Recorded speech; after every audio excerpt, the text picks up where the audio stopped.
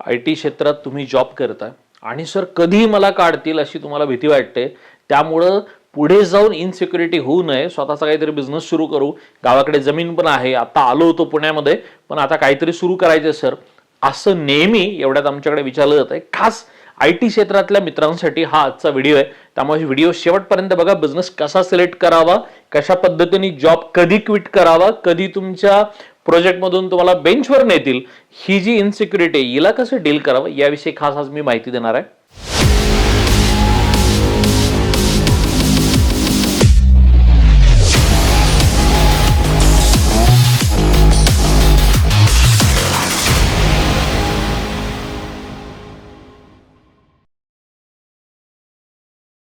नमस्कार, मी अमित रमेश मखरे.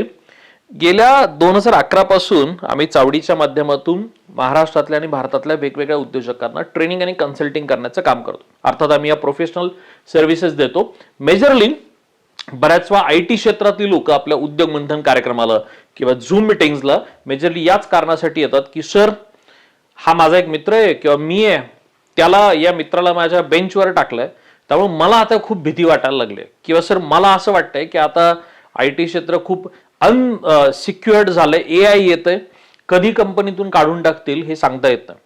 बरं, मी अगदी तुम्हाला सांगतो की एखादं सॉफ्टवेअर डेव्हलपमेंट असो, टेस्टिंग असो, मला फारसं ITतलं नाही कळत, पण या लोकल म्हणजे खालच्या पोस्टवरती एखाद्या प्रोजेक्टचा असोसिएट म्हणून काम करणारी व्यक्ती असो किंवा IT क्षेत्रातली एखादी VP लेवलला काम करणारी व्यक्ती असो, ज्या अनेक लोकांसोबत मी बोललोय, ते भारतातील असतील, पुण्यातील असतील, मुंबईतील असतील, बँगलोर मधली असतील किंवा अगदी वेस्टर्न कंट्रीजमध्ये कुठे US मध्ये असतील, स्वीडनमध्ये असतील, ऑस्ट्रेलियामध्ये असतील, अशाही क्लायंट्सला जे महाराष्ट्रातली आहेत किंवा जे भारतातील क्लायंट्स, अशा लोकांना मी मराठी हिंदीमध्ये बऱ्याच वेळा जेव्हा कन्सल्टिंगच्या माध्यमातून भेटतो तेव्हा ही इनसिक्युरिटी खूप असते. तुमच्याही मनात अशी इनसिक्युरिटी असेल, कमेंट करायची आवश्यकता नाही, पण व्हिडिओला फक्त लाईक करून ठेवा, म्हणजे मला कळेल की मुद्दा आजचा योग्य आहे. काय करायला हवं? नंबर 1, सगळ्यात पहिले तर आता जर ओव्हरटाईम इनसिक्युरिटी हा मुद्दा आपण सेकंड पोर्शन मध्ये घेऊ, पहिले घेऊ. आता सगळं व्यवस्थित चालू आहे, तुम्ही सिटीमध्ये राहताय, तुम्हाला एक चांगला पेमेंट आहे, कारण बऱ्यापैकी IT क्षेत्रात काही लोकांना चांगले पेमेंट आहेत असं मी गृहीत धरलंय. So if I wrong please comment it. अडचण कुठे होते? अडचण होते की एक लाईफस्टाईल चांगलं, मी बऱ्यापैकी ज्या मित्रांशी बोललोय किंवा ज्या उद्योजकांशी ज्यांना बिझनेस सुरू करायचा आहे त्यांच्याशी बोललोय, एक चांगलं लाईफस्टाईल असतं. बिझनेस IT क्षेत्रात असते, बऱ्यापैकी 1 लाखापर्यंत पेमेंट्स केले असतात, काही लोकांच्या त्यापेक्षा जास्त आहेत, काही लोकांच्या त्यापेक्षा कमी पण असतील. पण मग सर आता जर मी 35-40 मध्ये आहे किंवा मी 25-30 मध्ये आहे, तर 25-30 मध्ये काही वाटत नाही, कारण तेव्हा तुम्ही जस्ट नवीन नवीन लग्न झालं असतं, स्वप्न रंगवत असता, गाडी घ्यायची आहे, घर घ्यायचंय, इथपर्यंत ठीक आहे. आता 30 ते 40 मध्ये किंवा 35-40 मध्ये मेजरली लोकांची गडबड अशी होते की सर आता घर झालंय, हप्ता चालू आहे, बऱ्यापैकी हप्ता चालू आहे. खूप लोकांच्या तोंडून मी पर्सनल सेशन्स मध्ये, उद्योग मंथन मध्ये कायम ऐकलंय, सर हप्ता जोरात चालू आहे. नंबर 2, सर व्हेकल लोन चालू आहे. नंबर 3, सर एक लाईफस्टाईल सेट झालंय, मुलांना चांगल्या शाळेत घातलंय. आता हे जे काही सगळं सुरू आहे हे आम्हाला क्विट नाही करायचं. सो ही लाईफस्टाईल आम्हाला ब्रेक नाही करायची. या लाईफस्टाईलला धरून राहून पुढची इनसिक्युरिटी डोळ्यासमोर दिसते, कधी काढतील, काढू शकतीलही, कदाचित नाही पण काढणार, बट आम्हाला आता बिझनेस सुरू करायचा. Is it relevant story to you? असेल, नॉट इंटरेस्टेड, म्हणजे कंपल्शन नाही की तुम्ही कमेंट करा, पण मला नेहमी तुमची स्टोरी सांगा. आता अशा वेळी सगळ्यात मोठा डिसिजन काय होतो की जर माझं ऑलरेडी एक्झिस्टिंग ITचं फ्रस्ट्रेटेड वर्क चालू आहे. आता फ्रस्ट्रेटेड हा शब्द का वापरतोय, तर सर वर्क फ्रॉम होम आहे बट फुल ॲक्सेस आहे, म्हणजे सकाळी आम्ही जे एकदा सुरू होतो, वॉट एव्हर काय क्लाउड वगैरे तुम्ही जे म्हणता, सकाळी सुरू होतो, संध्याकाळपर्यंत आम्ही फुल एंगेज आहोत. हायब्रिड मॉडेल काही कंपन्यांमध्ये आलंय की आम्ही निघतोय, काही कंपनीमध्ये जातोय. आता अशा परिस्थितीमध्ये आम्हाला बिझनेस सुरू करायचा आहे. सो विषय तुम्हाला वाटेल की थोडा लांबला जातोय, पण मला ही कंडिशन जी तुमच्या बाबतीत मॅच करते का ते तुम्हाला गेस करायचं होतं. मेसेजही तसं आहे, घरात सगळ्या कामांना बाई आहे, सगळी कामं आम्ही हँडओव्हर केलेली आहेत, काहीच मोजक्या कुटुंबांमध्ये आई वडील आहेत.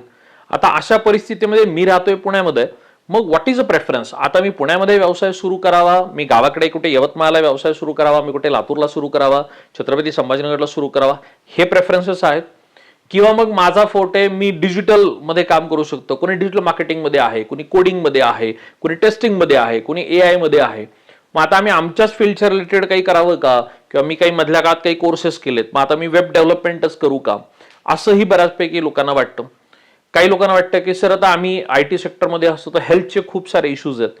हे तुमच्या बाबतीत जर घडत असेल तर आता आपण याला जस्टिफाय करूयात. राईट. नंबर 1, तुम्ही जर IT क्षेत्रात असाल आणि आता बिझनेस सुरू करण्याचा निर्णय घेताय तर सगळ्यात पहिली गोष्ट जिच्यावर आपल्याला काम करावं लागेल ते म्हणजे टाइम मॅनेजमेंट. कारण का एक्झिस्टिंग जॉब आणि एक्झिस्टिंग लाईफस्टाईल दोन्ही गोष्टी आहेत. सॅटर्डे संडे वीकेंड असतो सर आणि मग वीकेंडमध्ये तुम्ही काम करायला लावणार का? तर हो, करावं लागेल. कारण आता सुरुवातीला सगळ्यात मोठा महत्वाचा डिसिजन हाच आहे की आपल्याला जर IT मधून बाहेर पडायचं असेल आणि त्या लाईफस्टाईलला मॅच करणार किंवा त्यापेक्षा जास्त मोठं स्वप्न बघायचं असेल तर आपल्याला मॅन्युफॅक्चरिंग इंडस्ट्रीत जावं, सर्व्हिस इंडस्ट्रीत जावं, एक्सपोर्टमध्ये जावं. मधल्या काळात खूप लोकांना वाटतं की एक्सपोर्ट सर डायरेक्ट करूयात का, ट्रेड करूयात कारण जागा लागत नाही वगैरे. एक्सपोर्टमध्ये जावं का? तर number 1, if you can plan manufacturing industry sir definitely वेळ काढावा लागेल. वेळ कशासाठी काढावा लागेल? जी बिझनेस आयडिया आपण फायनल करतोय त्या बिझनेस आयडियाला मार्केटमध्ये काय पोटेन्शियल आहे याचं अनालिसिस करावं लागेल. खरं तर मी त्या 3 स्टेपमध्ये अजून एक स्टेप ऍड करतो, जसं की manufacturing business, service sector business, export related business, online business. Okay, हे सांगायचं राहिलं होतं. मग आता जो काही बिझनेस आपण निवडू तो बिझनेस आपल्याला सगळ्यात पहिले हे जज करावं लागेल की याची मार्केट डिमांड कशी आहे, सप्लाय किती चालू आहे. खूप साऱ्या लोकांचं काय होतं, कंटिन्युअसली सिस्टीमवरती काम केले लोकांनी, पण आता फील्डवरती सर कसं पॉसिबल होणार ना? तर हो, यासाठी 2 ऑप्शन्स आहेत. नंबर 1, एक तर तुम्हाला जेव्हा वेळ मिळतोय किंवा जर तुम्हाला वर्क फ्रॉम होम मधून थोडासा चान्स मिळत असेल, तुम्हाला फील्डवरती उतरावं लागेल, बघावं लागेल की लोकांच्या डिमांड्स काय आहेत, लोकांना हवंय काय, किंवा मीन वाईल आपले फ्रेंड्स, फॅमिलीज, ओळखीतले लोक. पण हे बल्की झालं पाहिजे. म्हणजे बरेच लोक काय चूक करतात मार्केट सर्व्हिस स्टेजमध्ये की हा सर एक 2-4 लोकांशी बोललो आम्ही आणि त्यांचं म्हणणं आहे की चांगला आहे कर तू. तुम्ही तुमच्याच IT क्षेत्रातल्या 4 मित्रांना विचारलं तर तेही त्यांच्या जॉबला फ्रस्ट्रेटेड असतील, वैतागलेले असतील, तर ते तर तुम्हाला पुश करतील, अबे कर कर तू कर साल्या, तू सुरू कर साला, मी पण लवकर बाहेर पडतो रे, माझ्या मागं थोडी गडबड आहे पण you are taking very good decision. असं जर तुमचं होत असेल तर हॅलो थांबा, गडबड नका करू. माझं काय म्हणणं आहे, पहिले आपण सर्व्हे करू आणि हा बल्की सर्व्हे करू. बल्कीचा अर्थ काय की समजा उदाहरण पकडूयात की if you can plan for a health category की हेल्थ प्रोडक्टमध्ये मला जायचं आहे तर मिलेट, समजा मला बिझनेस कळाला की millet based business it is very good option. Manufacturing इंडस्ट्रीबद्दल पहिले बोलतो. आता मिलेट बेस्ड बिझनेसमध्ये जर मला काम करायचं असेल तर मी सगळ्यात पहिले काय करावं, मिनिमम 50 to 100 शॉप्स और super markets. Example for in Pune की समजा दोराबजी सारखी मॉल असेल किंवा पुण्यामधले काही सुपर मार्केट्स असतील, इथे मला पर्सनली व्हिजिट करायची, तिथे बघायचंय की नोकी मिलेट्स मधले कोणते प्रोडक्ट आहेत, त्याची डिमांड कशी चालू आहे, तिथलच्या काही एक्झिक्युटिव्हशी चर्चा केली पाहिजे. प्रीमियम सेगमेंटेशन लाईक पुण्यामध्ये, मी पुण्यात राहिलोय म्हणून मला पुण्यातलं माहिती आहे, मुंबई पुणे अजूनही कुठे IT क्षेत्र आहे, हैदराबाद बेंगलोर, मी काय करेल की मी फिनिक्स सारख्या मॉलमध्ये व्हिजिट करेल. मी अजून वेगवेगळे जे सुपर मार्केट्स आहेत त्या सगळ्या सुपर मार्केट्सला व्हिजिट करेल. प्रीमियम एरिया जो आहे जसं बाणेर आहे, मग तिकडे पाषाण आहे, मग इकडे कोरगा पार्क आहे, विमाननगर आहे, खराडी आहे, या भागातले जे सुपर मार्केट्स आहेत या भागात मी स्टडी करेल. मी रेफरन्स शोधायला सुरुवात करेल की जे ऑनलाईन क्विक कॉमर्स प्लॅटफॉर्म आहेत, B2B मधले B2C मधले किंवा क्विक कॉमर्सचे जे प्लॅटफॉर्म आहेत, लाईक ब्लिंकिट असेल, झेप्टो असेल, अमेझॉन, फ्लिपकार्ट असेल, इथे काय हे प्रोडक्टची डिमांड चालू आहे याचं अनालिसिस करेल. हे मार्केट सर्व्हे मॉड्यूल पहिले खूप गरजेचं आहे. 90% लोक काय करतात जेव्हा बिझनेस सुरू होतो, कुठे जर प्लांट सुरू झाला असेल तर आम्हाला बघायचा होता. अभि मॅन्युफॅक्चरिंगला बघून काय उपयोग नाही, पहिले ते प्रोडक्ट विकलं जातं का हे अभ्यास करावा लागेल. आता याच्यासाठी काढावा लागेल वेळ. काही लोक म्हणतील सर तो तर नाहीये, वेळच मिळत नाही. Okay, no problem. 9, मार्केटमध्ये काही मार्केट सर्व्हे करून देणाऱ्या एजन्सीज आहेत की ज्या तुम्हाला सर्व्हे करून देतील, भरपूर पैसे घेतील. नाही तर दुसरा ऑप्शन असा आहे, सर्व्हे एजन्सीवर डिपेंड राहण्यापेक्षा एक आपण परमनंट एम्प्लॉय हायर करणे आणि ज्याला सर्व्हे करायला देणं with the form of Google Docs. आता तुम्ही ITतले लोक आहात ना, तुम्हाला गुगल डॉक्स किंवा सिस्टीम तयार करून त्याला आपल्याला काम देईल की वॉट एव्हर जेवढे सुपर मार्केट्स आहेत तिथे व्हिजिट कर. रिलेव्हंट, जसं मिलेटचं उदाहरण सांगितलं तर त्या सेक्टरच्या रिलेव्हंट एजन्सी किंवा पर्सन आपल्याला हायर करावं लागेल. काही लोक म्हणतील सर आता हा पर्सन कुठून हायर करू, डोंट टेक टेन्शन. मी तुम्हाला मेजरली सांगेल सोल्युशन बेस आहे, कारण कंपनीज आमची ते काम करते. आता तुम्हाला जर एम्प्लॉय हवे असतील तर आपलं एक एनव्हिसेज नावाचा प्लॅटफॉर्म आहे, त्याचा नंबर आहे 7272-997-997. प्लेसमेंट कंपनी आहे, लुक लाईक अ नोकरी. फक्त नोकरी मॅनेजमेंट लेवलचे हायर पोझिशनिंग मधल्या असं काय रिक्रुटमेंट करतो with a great price, with a great service. आम्ही फक्त मॅन्युफॅक्चरिंग इंडस्ट्री मधल्या रिक्रुटमेंट या माझ्या कंपनीमधून करतो. नंबर 2, हा बेसिक सर्व्हे झाला. आता माझं प्रेफरन्स असेल, कारण ही मॅन्युफॅक्चरिंग इंडस्ट्री आहे, आता जर सर्व्हे झाला, आता कॉस्ट ऑफ प्रोडक्शन, मार्केटमध्ये आपल्याला हे प्रोडक्ट जर आपण किती क्वांटिटीमध्ये विकू शकतो, डिमांड किती आहे, त्यानुसार आपण कोणते प्रोडक्ट सिलेक्ट केले पाहिजेत याच्यावरती स्टडी झाला पाहिजे. नंबर 3, मग आपलं डॉक्युमेंटेशन, लायसन्स, रजिस्ट्रेशन या प्रोसेसमध्ये गेलं पाहिजे. आता ह्या सगळ्यासाठी म्हणूनच अगोदर म्हटलं वेळ काढावा लागेल. वेळ काढणं, डिसिजन घेणं, step by step process follow करणं, राईट. मग पॅकेजिंग मटेरियल असेल, मग मॅन्युफॅक्चरिंग प्लांट जर सेटअप करायचं ठीक आहे, नाही तर then you can go with white labelling. Not necessary की सगळ्यांनी फॅक्टरी घ्यावी, जागा घ्यावी, सेटअप लावावा, असं काही नाहीये. तुम्ही व्हाईट लेबलिंगनी म्हणजे पहिले काही मॅन्युफॅक्चरर्सकडून माल घेऊन पहिले आपण आपला ब्रँड मार्केटमध्ये लॉन्च करू शकतो. हे सगळं तुम्ही जॉब करत असताना पॅरलर यंत्रणा उभी करून करू शकता. इनिशियली मी उलट म्हणेन की जॉब सोडायची किंवा जॉब क्विट करायची किंवा जॉब सोडून मी कसं करू हे टेन्शन घेण्याचं काम नाही. आपण बऱ्यापैकी उद्योग मंथनमध्ये जेव्हा लोक मला भेटायला येतात, जेव्हा बिझनेस आयडियाच फायनल होत नसते तेव्हा येतात, तेव्हा नेहमी मी ही गोष्ट बजावून किंवा खूप साऱ्या गोष्टींमध्ये स्क्रुटनी करून सांगतो की नॉट नेसेसरी की तुम्हाला आता जॉब सोडायचा, सो जॉब सोडण्याची आवश्यकता नाही. काही आयटी मधल्या लेडीजच्या बाबतीत असा बऱ्यापैकी प्रॉब्लेम होतो की सर आता मुलांमुळे आम्ही ऑलरेडी थोडासा ब्रेक घेतलाय, सो आता मी शोधते की मी आता मिस्टर तर जॉब करतोय, मी काहीतरी माझ्यासाठी शोधतोय. मग आता बऱ्यापैकी लेडीज म्हणतील की सर आम्ही तर आयटी मध्ये जॉब केलाय आणि इनफॅक्ट आता मार्केटिंग आणि हे सर्वे आणि यु नो ऑल दॅट आम्ही वेबसाईट बनवू शकतो, आम्ही ऑनलाईन सगळी कामं करू शकतो, पण फील्डवरती कसं डील करू, अमेझॉनवरतीच विकत का, जो चौथा मॉडेल सांगितलं. नॉट, नो नो नो, तसं करू नका. आपल्याला हायब्रिड मॉड्यूल करावं लागेल. अमेझॉन जेव्हा आलं होतं ना तेव्हा ते रस्त्यावरती होतं, you can search it. Amazon अक्षरशः पेपरमधून जाहिराती द्यायचं, अमेझॉन टीव्हीवरती यायचं, अमेझॉन होल्डिंग्स लावायचं. सो आपल्यालाही ते करणं आहे. आपल्या बिझनेससाठी हायब्रिड मॉडेल आपल्याला हवंय. नाहीच तुम्हाला उलगडत आहे, डेफिनेटली उद्योग मंथन सारखे प्रोग्राम तुमच्यासाठी आहेत. डेडिकेटेड आम्ही यामध्ये बिझनेस आयडिया कोणती सिलेक्ट करावी याविषयी काम करतो. आता मॅन्युफॅक्चरिंग इंडस्ट्रीला 2 मिनिटं बाजूला ठेवू. सर्व्हिस सेक्टरमध्ये गेलात, डेफिनेटली आयटी मध्ये स्कोप आहे.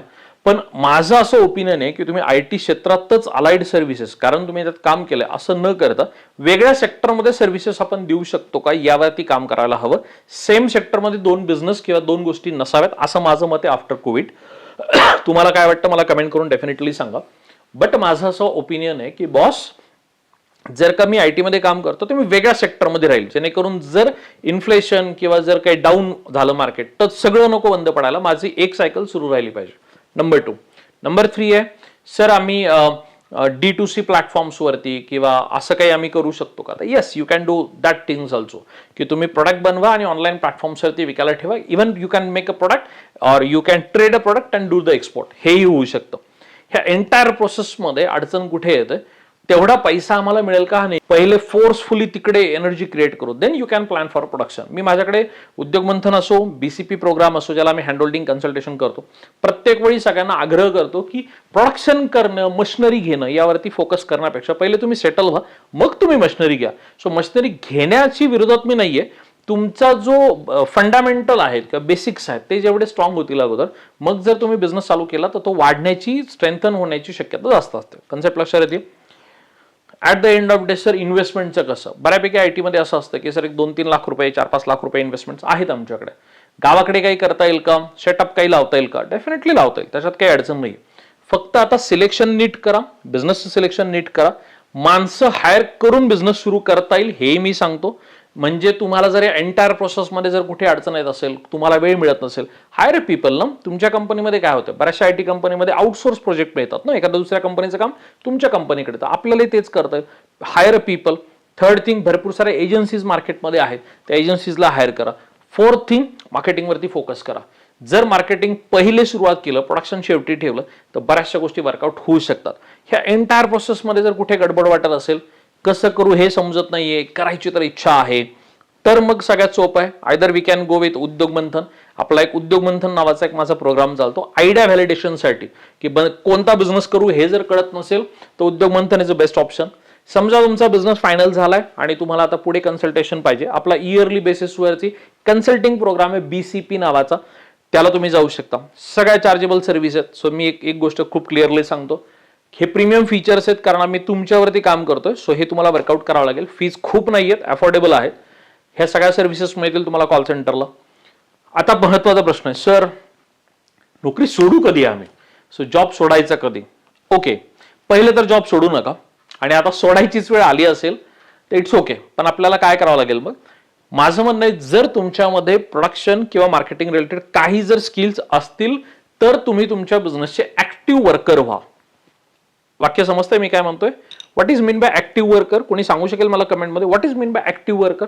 ऍक्टिव्ह वर्कर म्हणजे काय, जर तुम्हाला स्वतःला यातल्या एखाद्या गोष्टीमध्ये तुमचं स्किल सेट असेल, तुम्ही जर कॉन्फिडेंट असाल, देन यू कॅन डू, स्वतः ऍक्टिव्हली त्या बिझनेसमध्ये काम करा. तसं नसेल प्लीज स्वतःच्या बिझनेसचं नुकसान करू नका. ज्यांना ते काम येत आहे तिथे हायर करा, प्रॉपर लोक घ्या, टीम तयार करूयात, मग बिझनेस करूयात. राईट. सो ही खूप मस्त आहे की सगळी कामं आपल्याला स्वतःला जमली पाहिजेत का, तर नाही जमली पाहिजेत. आपण माणसं हँडल करायला जरी शिकलो तरी बिझनेसमध्ये आपण ग्रोथ करू शकतो. पहिलं लेसन लक्षात घ्या. नंबर 2, जर समजा जॉब सोडलेला नसेल आणि कधी सोडावा असा जर प्रश्न असेल, सोप्या भाषेत आपल्या कंपनीमध्ये लुक लाईक अ मॅनेजर, कमीत कमी जेवढी आता तुम्ही सॅलरी कंपनीमध्ये अर्न करता ती फ्रिक्वेंट पोझिशनिंग किंवा तेवढं रेव्हेन्यू तुम्ही, रेव्हेन्यू म्हणण्यापेक्षा सॉरी रेव्हेन्यू प्रश्न चुकलाच, तेवढं जर तुम्ही सेपरेशन ठेवू शकलात किंवा तेवढं प्रॉफिट सेपरेटली जनरेट करू शकलात सगळा खर्च जाऊन, की 50,000, 60,000, 70,000, 1,00,000, 2,00,000 वॉट एव्हर जो काही तुमचा पगार असेल, so this is right time. हे 3-1 महिने सलग झालं पाहिजे, त्यानंतर आपण जॉब क्विट करू शकतो. क्विट केलाच असेल टेन्शन घेऊ नका. माझं म्हणणं आहे की आता विचार करून काही उपयोग नाही. आता आपल्याला आहे त्या पैशांमध्ये आणि काही लोन्स घेऊन गव्हर्नमेंटच्या PMFME, CMHGP भरपूर साऱ्या स्कीम्स आहेत, त्या स्कीम्सला त्या बिझनेसवरती ठरेल. सो मी स्कीम बद्दल आता माहिती देणार नाही. त्या स्कीमचा बेनिफिट घेऊन आपल्याकडे काय अवेलेबिलिटी आहे याचा चेकअप करून मग definitely we can do the business. असं प्लॅनिंग करा म्हणजे गडबड होणार नाही. काय बिझनेस करावा हेच सुचत नसेल, कसा करावा हेच सुचत नसेल, चावडीचा ह्या चॅनलवरती किंवा या पेजवरती भरपूर साऱ्या वेगवेगळ्या व्हिडिओज आहेत, शांतपणे बघा. तुम्हाला तुमच्या प्रोसेसमध्ये कुठे मदत लागत असेल definitely Chavadi is always with you. आणि जर मेंटली स्ट्रेसमध्ये असाल, प्रेशरमध्ये असाल, तर शेवटचं सांगतो, मी रोज सकाळी 6:30 ते 7 मध्ये एक बिझनेस मॅनिफेस्टेशन सेशन नावाचं एक सेशन करतो. हे बिझनेस विषयी माहिती देण्यासाठी नाही, फक्त विचार कसे करावेत, सकारात्मक विचार कसे करावेत, मॅनिफेस्ट कसं करावं, व्यवसायाचं मॅनिफेस्ट कसं करावं. 99 रुपीज एका महिन्याची फी असते. खूप सारे लोक अटेंड करतात. बऱ्याच लोकांच्या आयुष्यात खूप सारे बदल त्या प्रोग्राममुळे घडलेत.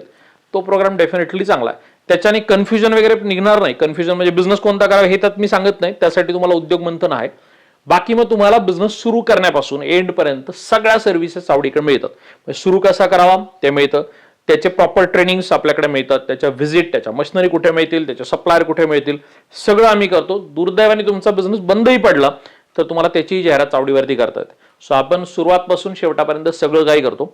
चॉईस तुम्ही करा, तुम्हाला नक्की कशा सर्व्हिसेस हव्यात आणि सगळं मिळवण्यासाठी काय करूयात, कॉल सेंटरला खाली एक नंबर दिला, त्या नंबरला अप्रोच करा, फोन करा, माहिती घ्या आणि मग सुरू करा. हा व्हिडिओ कसा वाटला मला कमेंट करून डेफिनेटली सांगा. असेच भेटत राहूयात, चर्चा करत राहूयात. तोपर्यंत